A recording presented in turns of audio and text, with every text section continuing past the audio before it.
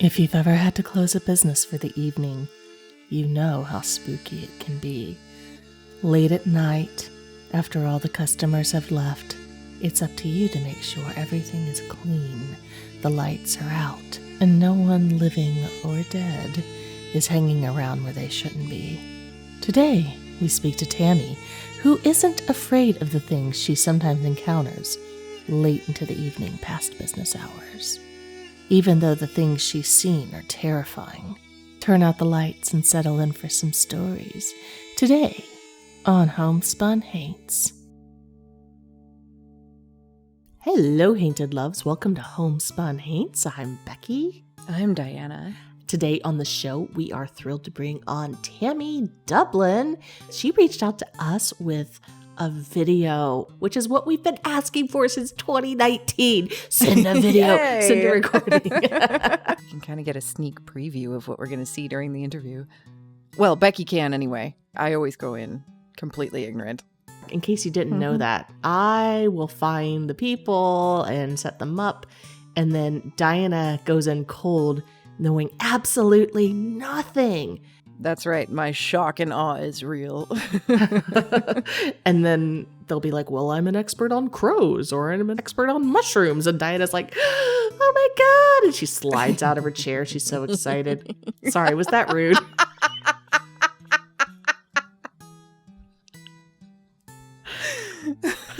No, there've been a few guests I've had to clean my chair after. It's fine.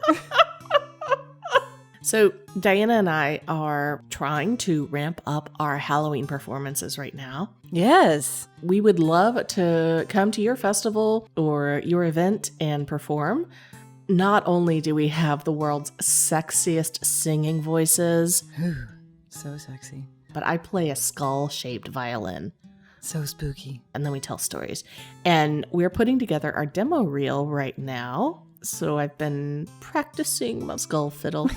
My son had a friend over and they were playing Nintendo, and I come in there and I was like, I'm going to practice. So of course I plug in the amp and I plug in the violin and I start with those really dissonant chords, and the kids turn up the volume on the Nintendo game and I turn up the volume on my amp. And they turn up the volume on the Nintendo game, and we kept at that until one of the kids had to go home. The dog was howling and the cats were scratching, and your daughter was just embarrassed. Well, thankfully she wasn't there. Oh, okay. I got a photo about the same time. She was sitting next to my sister, who was playing a hurdy-gurdy. It was a weird day. Why does your sister have a hurdy-gurdy? She doesn't. She was playing somebody else's. Oh, of course. And I asked my husband, I was like, well, is she any good at it? And he said, there were so many instruments playing at that time, I couldn't tell. Like, they went over to a friend's house for brunch, and I stayed behind to watch the dog. And this particular group of friends, they're like my sister. They have a lot of instruments. And if you've never met somebody with an instrument problem, you don't really understand. But when somebody is playing a hurdy-gurdy and you can't hear it over the sinuous notes of a sitar and a mandolin quartet, there's a problem. A mandolin quartet? I didn't know such a thing was a thing. It shouldn't be. Apparently. I bet I could play a hurdy-gurdy. Don't you just turn a crank? I just remember it from the Coconut of Quendor. What's that? Text-based adventure. Beyond Zork. Oh, okay. And there was a hurdy-gurdy in it? There's a scene where you have to defeat an evil hurdy-gurdyist. With like a haunted hurdy-gurdy with some kind of an ape that comes out of it. It's fascinating. Oh, Diana, why have we not had an evil hurdy-gurdyist on this show yet? Hello, hurdy-gurdyists. If you're professional hurdy-gurdyists, hurdy-gurdy. If you hurdy-gurdy all day, hurdy-gurdy all the goddamn day, well, do I have a proposition for you? Come on the show, Homespun Haints. Just apply at homespunhaints.com/submit. So if you've dedicated your life to hurdy-gurdying all the hurdy-gurdy day. Well, no. Back it up. If you've dedicated your life to playing a haunted hurdy-gurdy, hurdy-gurdying all that, it's got to be haunted. Because otherwise you're just a run-of-the-mill hurdy-gurdyist, and those are a dime a dozen. We see those every day. We have to turn them away by the barrelful. But if you play a haunted hurdy-gurdy, or you are an evil hurdy-gurdyist, or both, please apply, because we need you. We love weird instruments. Diana's going to take up the concertina as soon as we can find one for sale under $50. Because I'm only going to play it for like 5 days and then give up. So I'm not paying more for it. So if you happen to have a haunted hurdy-gurdy or a haunted concertina you don't need right now, please just mail it to Homespun Haynes. We'll see what we can do with it. No. I don't want to learn a hurdy-gurdy. We need somebody who plays it already. Like, all you have to do is turn and crank. Everybody plays the hurdy-gurdy if you have 2 hands or even 1 hand and a neck. What the fuck? I'm looking at how to play a hurdy-gurdy because as far as I understand, it's pretty easy, but maybe I'm completely wrong. I don't know. Ask my sister. It's a mechanical violin. Yeah, that sounds real easy. I play an electrical one. It took me 40 years to master. But mechanical, like, as in you just crank it and it plays itself. Sounds very difficult. I don't know. Like I said, I only know about this from text-based adventures, so I've never actually seen one. Well, I'll send you a photo of my sister playing one, sitting next to a very dejected teenager that is my daughter, going, ugh, why does somebody break out the hurdy-gurdy every time we go somewhere? And she'll be asking that for the rest of her life. We're going to go into a new segment here. New segment time. New segment.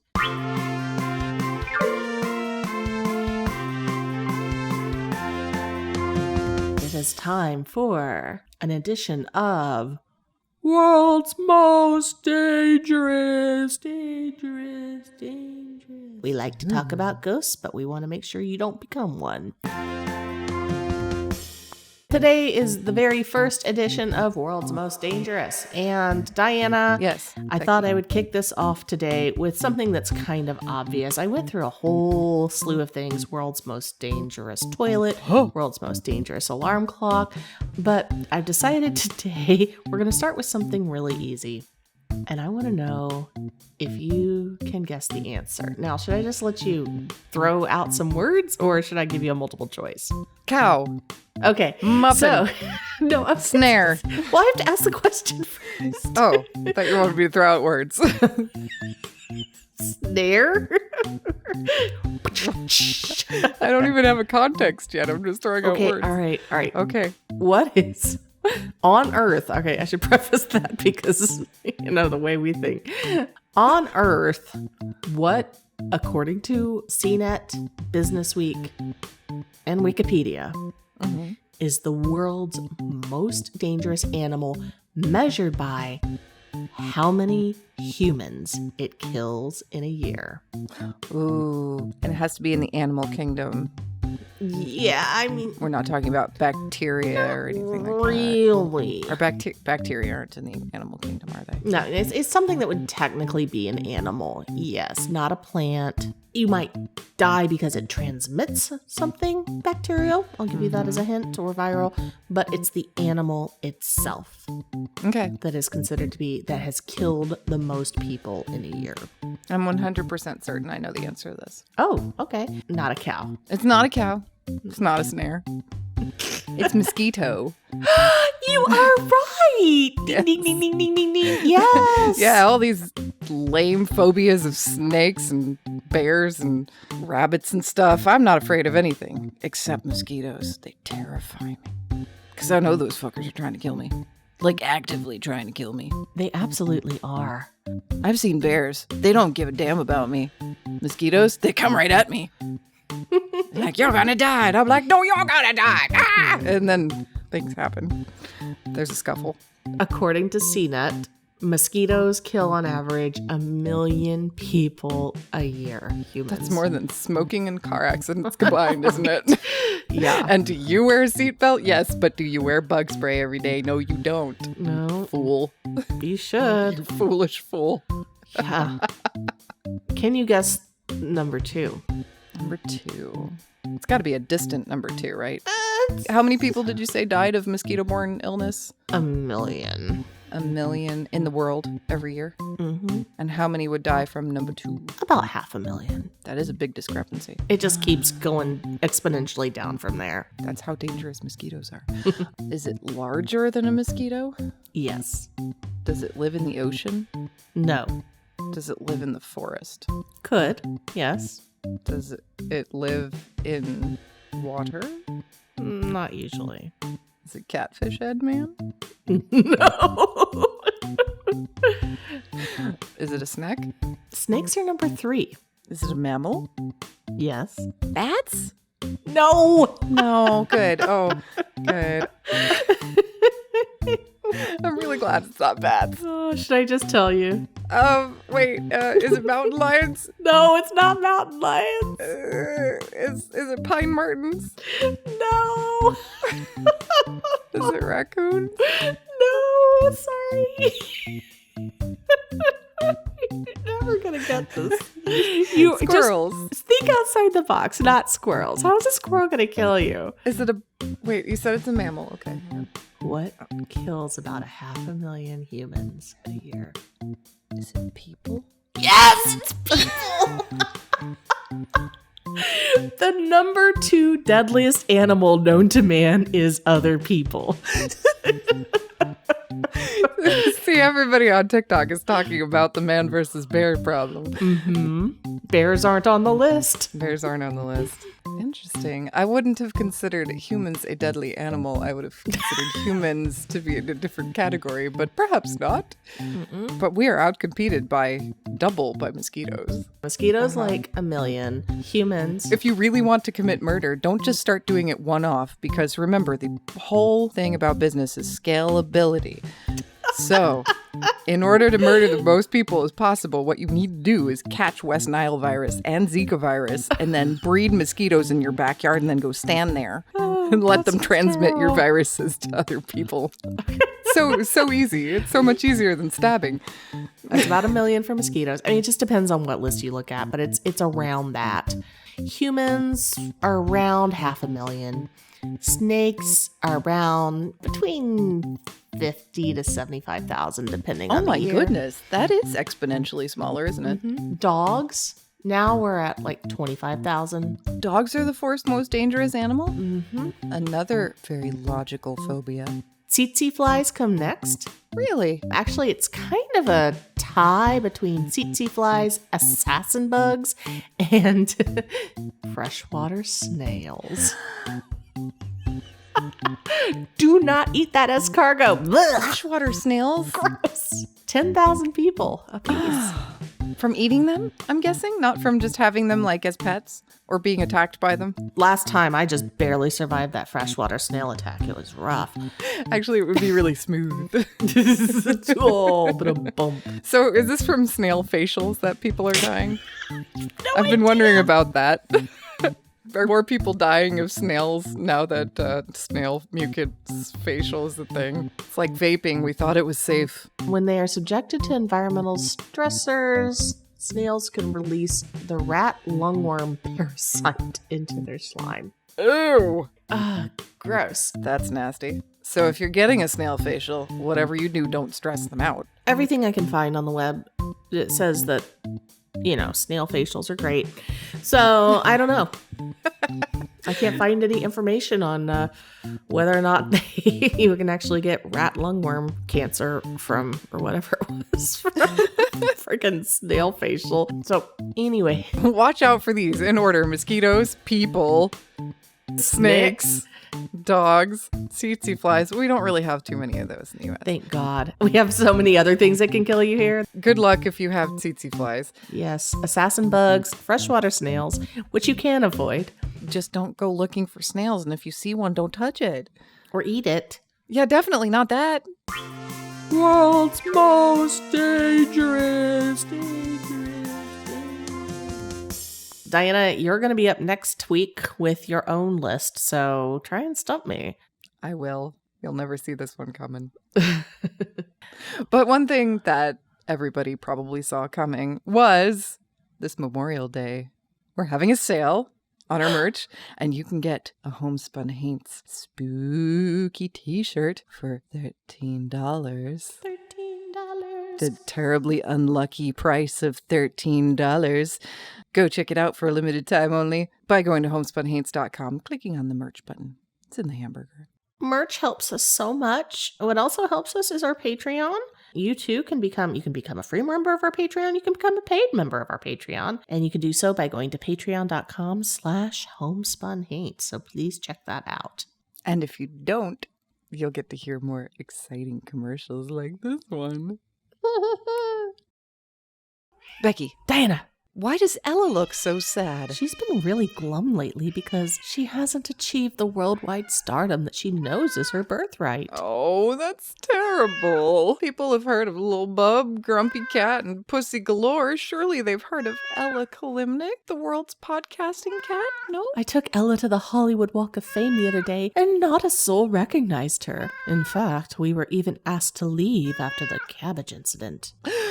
I think we must rectify this atrocity right away. I have just the thing. You know the tote bag you've got that has Ella's beautiful visage right on the front? The one with the cute messaging that says every time I meow in the middle of the night, I'm talking to that person that you cannot see? Yes. I got it from our Homespun Haints merch store, actually. She did a great job modeling for that photo. And everyone who purchases one of these bags will not only be able to carry their exorcism supplies more easily, they'll also help Ella realize her dreams of worldwide notoriety. It's a win-win for everyone. All people have to do is go to homespunhaints.com and click on the merch link at the top of the page. Then they can rest easy knowing they've helped a cat reach her potential. Do the right thing. Help support Ella and Homespun Haints.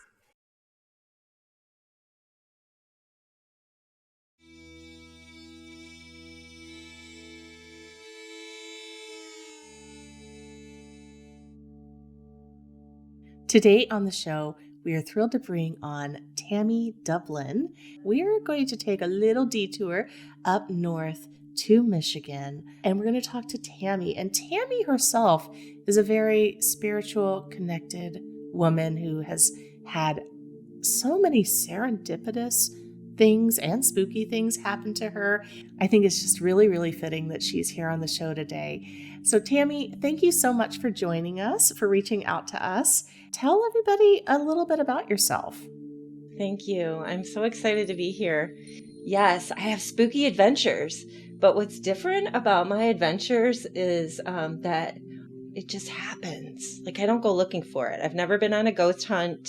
I don't go to haunted houses on purpose. I'm terrified of things. Like, I grew up a terrified child and a terrified teen and a terrified adult. So it's very out of character for me to be stepping into this role. I had my first initial, what I would call awakening when I was 44 years old, which happened through various events. And that's when I first started consciously hearing and seeing spirit or other unseen things. And the first person to speak to me was my son. I lost my son 24 years ago. He was the first person that started talking to me. And then the second person was John Lennon. Whoa. Whoa. Lucky. I said to him even, I'm like, why are you talking to me? I'm just like this woman that's trying to raise her kids, like trying to pay the bills. I'm not a rock star. I'm nobody special. And he's like, why not? That sounds like something he would say. Yeah. And I did learn through my research on him. Of course, I knew who he was and who the Beatles were, but I didn't have any great affinity for John Lennon. So I went and did my research, and apparently a lot of people have spiritual relationships with him. He gets around. So I did feel a little... My ego was a little bruised because I thought it was so special. And I'm like, oh, I'm one of a million people. Typical rock star. Right. Yeah. Right. Exactly. He gets around. He does get around.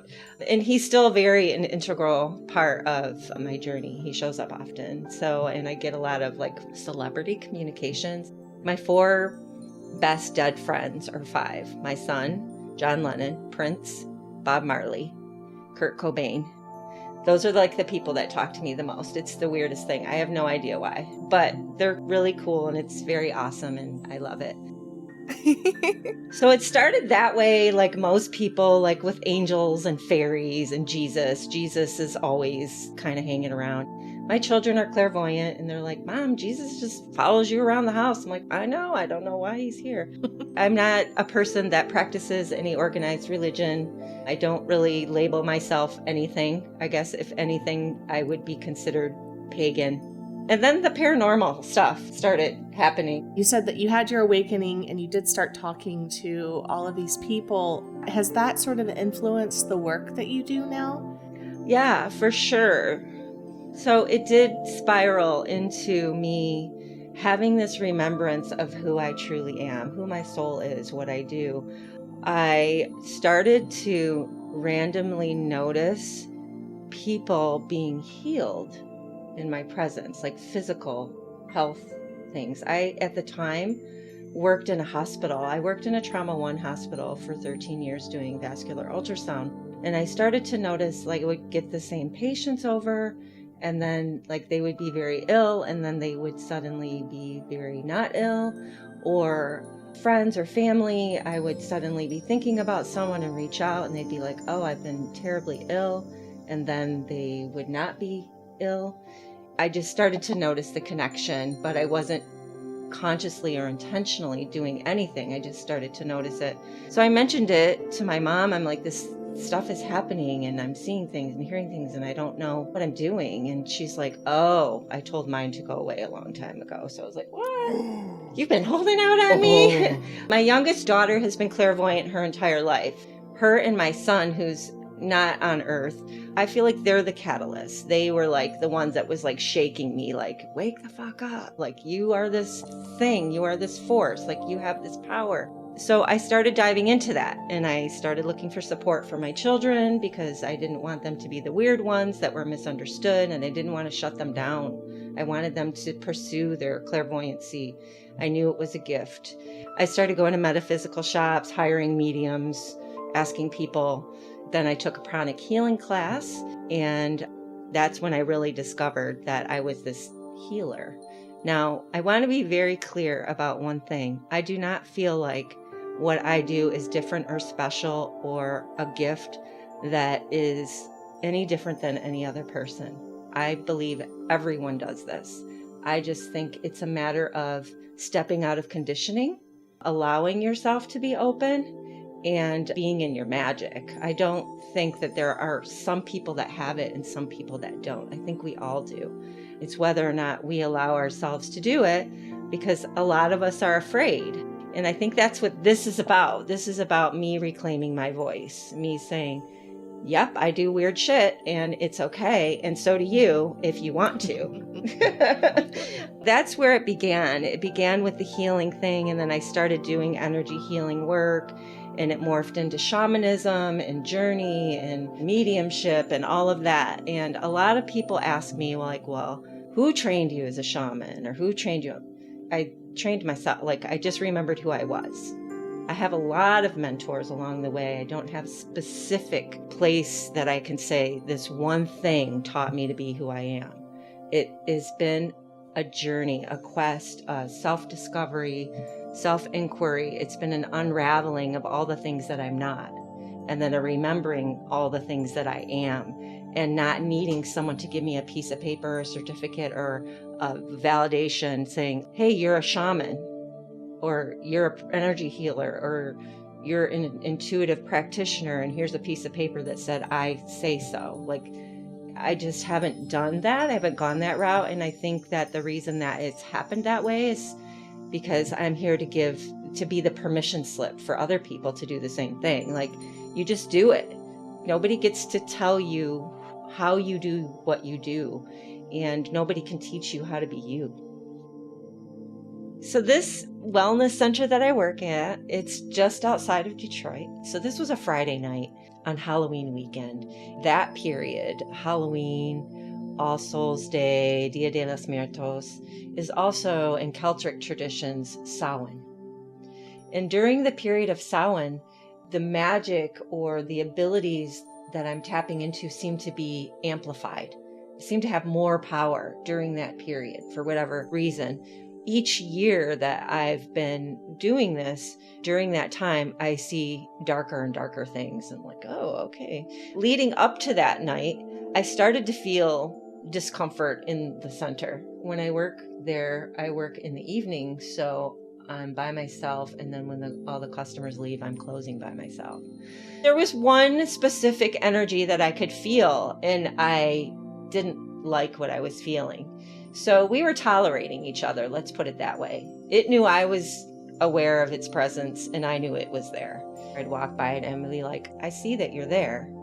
And I would sometimes see it like sitting. We have this like tea room. We call it our tranquility room. It's like a tea room. It has cozy chairs and you can sit and have tea after your service or what have you. And he would like be sitting in there, like relaxing, lounging in one of the chairs. You know, I say he because I don't know. I just felt like it's a male energy. I don't know. And it just started to become more and more uncomfortable. And what I've learned is when I start to become uncomfortable, when the discomfort, the more I ignore what's happening, the more uncomfortable I get, because spirit is like urging me like, hey, pay attention. There's stuff here we're asking you to manage or engage with. And I wasn't ignoring him out of fear. It was just more of a nuisance. Like, can you just go? Like, I'm just trying to clean and be done. Like, you're annoying. Often I would go into the sauna after work. One night I was in the sauna and just minding my business, just being in the sauna, doing nothing, getting my healing on. And I saw this weird image of these bloody baby dolls. Whoa.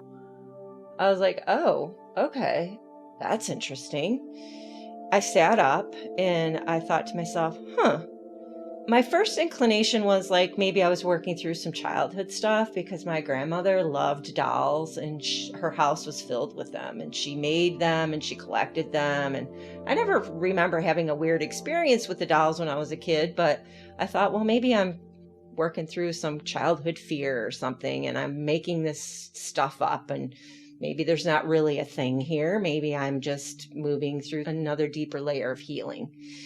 So I get out of the sauna and then something weird happened. And then I saw a centipede and I was like, I'm getting the fuck out of here. I don't know what's going on, but I'm done for tonight. Let's go.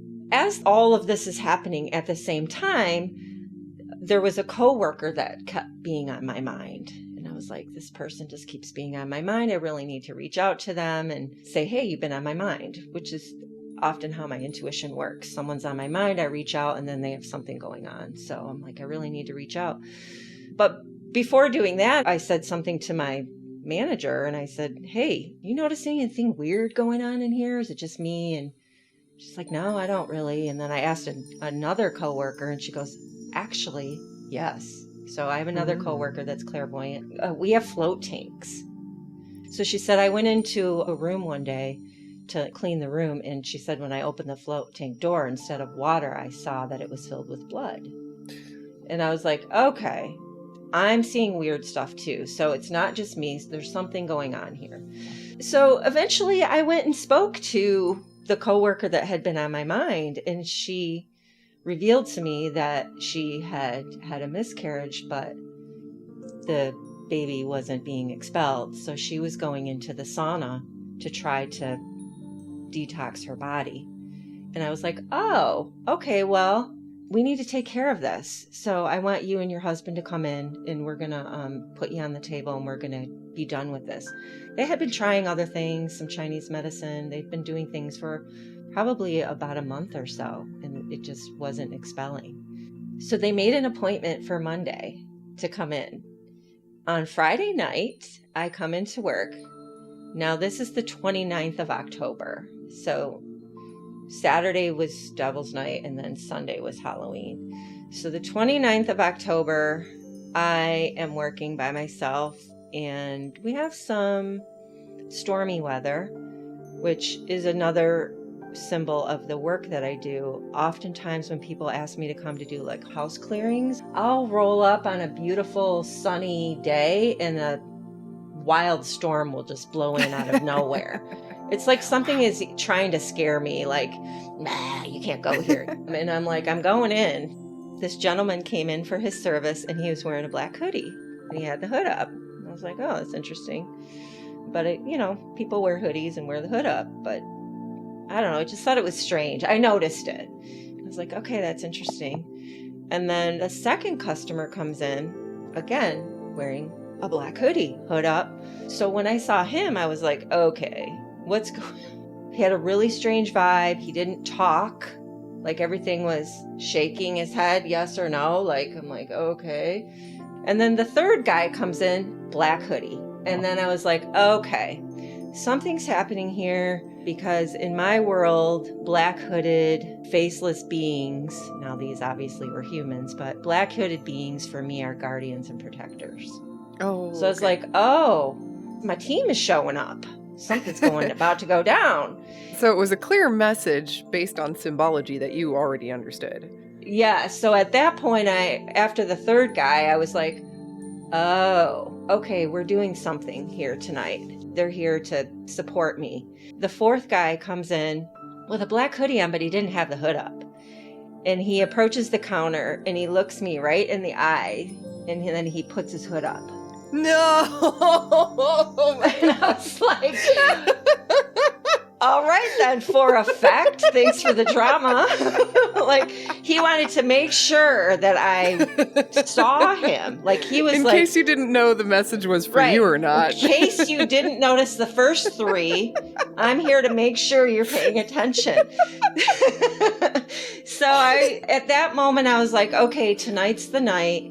My team is here. I'm going to talk to whatever this energy is that's in here, and I'm going to let it know that it's time.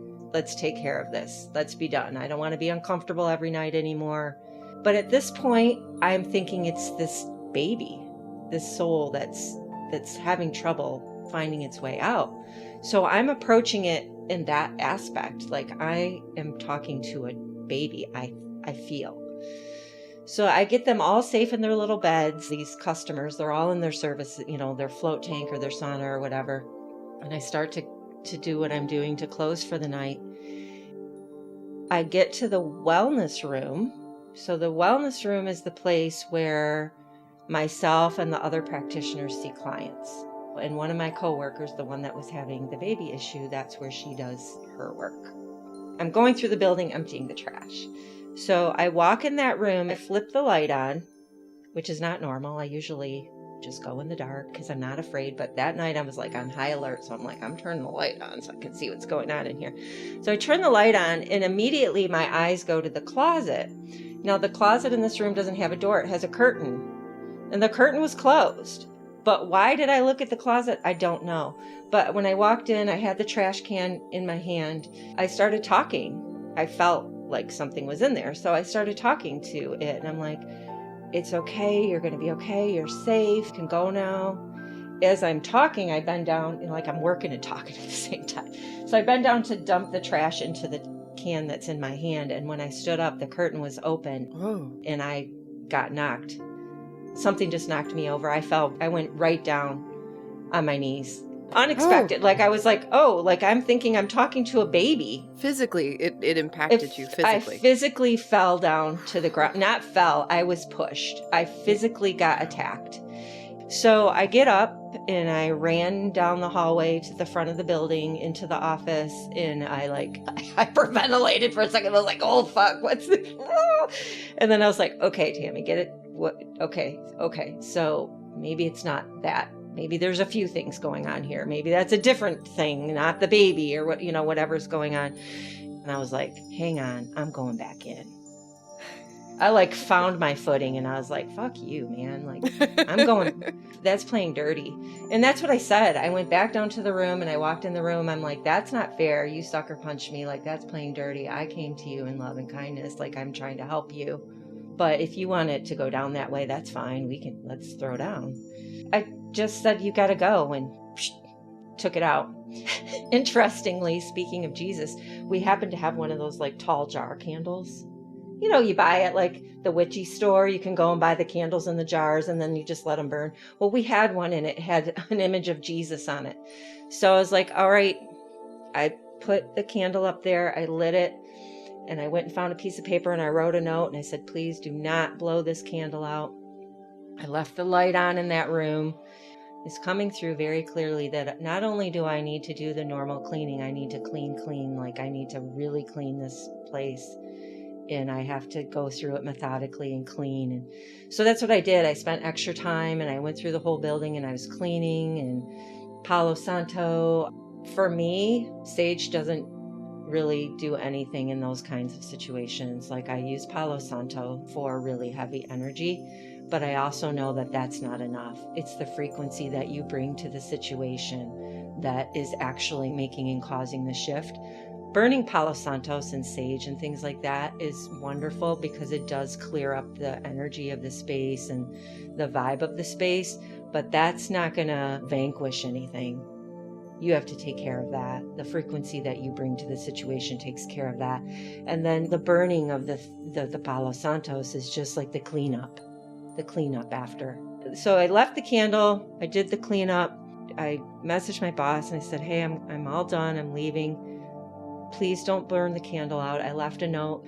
But when you come in the morning, I need you to Palo Santo. Again, I said, the cleanup is going to take a few days. I said, when the candle goes out, the cleanup is done. So when my boss came in the next morning, she messages me and she's like, it's fucking wild in there. I've never felt anything like this ever. Like, I'm burning the Palo Santos. It's like a torch. You know, Palo Santos, like you light it and then it goes out. Like this was like had a flame, like she sent me a video of it. She's like, this Palo Santos is like a torch. It's not going out. And I said, just keep walking around until it puts itself out. And then she sends me a video over the front desk. The lights that hang down, they were just flickering. She's like, it's wild in here. I don't know what to say. It's just wild in here. I'm like, yes, it'll be okay in a few days. Just, you're safe. Everything's fine. The flickering of the lights ended within the hour. Never happened again. Bulbs were not changed. It wasn't because the light bulbs were going out. Same light bulbs are still in there a couple years later. So that was Saturday. Sunday was pretty uneventful. And then Monday, my coworker came in for her appointment with me. We did our thing. And then later that day, everything was expelled. Like everything came out. So we were like, yay, it's good. It's done. The candle burned out and everything kind of went back to normal. But here's like the plot twist. That coworker, she has children. She has other children, and she's always goes to this energy painter whenever she's pregnant at the beginning or end of the pregnancy. And this person paints the energy of the unborn soul. On canvas or like on her tummy? No, on canvas. Like she paints a painting, right? When she was pregnant, that time when she went to that person was like, whoa, like you're carrying an entity. And so, yeah, she didn't tell me that until after this whole thing. She goes, oh, I forgot to tell you what my energy painter said. And I was like, well, I am so sorry. That's a horrible thing for someone to say to you. Yeah. But I also want to acknowledge that that's just the terminology. That's the language that we use in this community right now, right? So I don't think she meant any harm by calling this unborn soul an entity. I think she was just using the language that she has. So I don't want to put any negative connotation on that person, like, oh, shame on you for calling that baby an entity. She's using the language she knows. So you do believe then that this shadow, this whatever you were sensing in the wellness center was the soul of the baby? It wasn't two separate things? I think that they are connected. Okay. But I think that just like all things, there are different spheres. So I believe there are multiple stories attached to the story, if that makes sense. Okay. Because in my experience, there's never just one thing happening. It's usually attached to a bigger thing. And so maybe this will make it a little more clear. Me and that coworker have a mutual client. We both had this sinking feeling that it had something to do with this particular client. And as we've been approaching our podcast, my coworker experienced the knowing or feeling that she was pregnant again. The timing with our podcast, I'm like, randomly one day as I'm leaving, she's like, well, am I pregnant? And I'm like, no. And she's like, oh, because I'm like 7 days late, whatever. And I was like, oh, no, you're not. She ended up taking 3 different pregnancy tests that said otherwise. It said that she was. And I'm like, no, you're not. You're not. Then she didn't feel good one day. And then she took another test and it was negative. She just couldn't stop thinking about it. And her husband said to her, he's like, did Tammy do the podcast yet? And she's like, what does that have to do with it? And he's like, well, it seems like it's like the same thing happening again. She came into work early and she goes, I just can't stop thinking about it. I got to let you know this is what happened. This is what's happening. I'm like, oh my God, this is weird. And that one particular client we were talking about hasn't been in for a very long time and happens to be having an appointment with her today at this time when we're having this interview. Whoa. But before she told me that this person had an appointment, I said, I still feel like it has something to do with that person. She goes, me too. And then she goes, by the way, this person is coming in Friday for an appointment. And I said, by the way, the podcast interview is on Friday.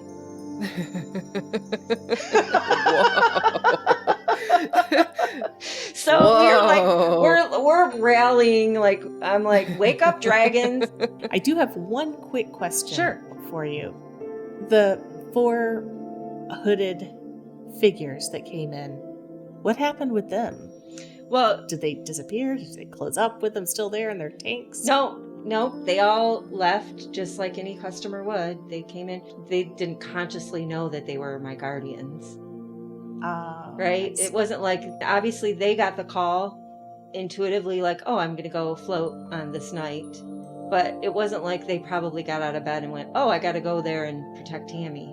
But people who are open to floats, those tend to be more open-minded, more intuitive people in general.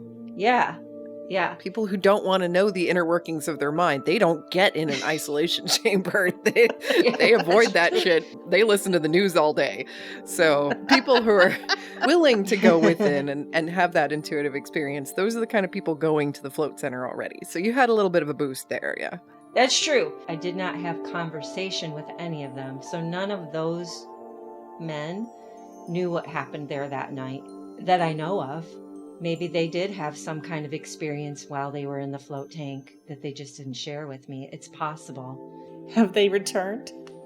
I did look, Becky, and one of them has never been, that was the only time they've ever been there.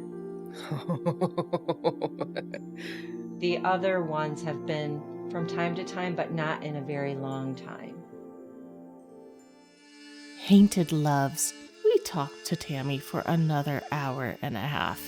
So this interview will continue next week with more spooky stories from our guest. In the meantime, please check out our show notes at homespunhaints.com and Tammy's website, tammydublin.com. That's TammyDoublin.com. You can also find her on Facebook at Tammy Dublin and on Instagram at the.green.witch.33. And Haunted Loves, hopefully this episode helped you remember who your soul really is, because that's a good way to avoid having a spooky day. Homespun Haints is hosted by Becky Kielimnik and Diana Doty, and produced by Homespun Haints Media LLC. Editing and music by Becky Kielimnik. Show notes by Diana Doty. If you have a ghost story and you'd like to be considered as a guest for this podcast, please visit our website at homespunhaints.com/submit.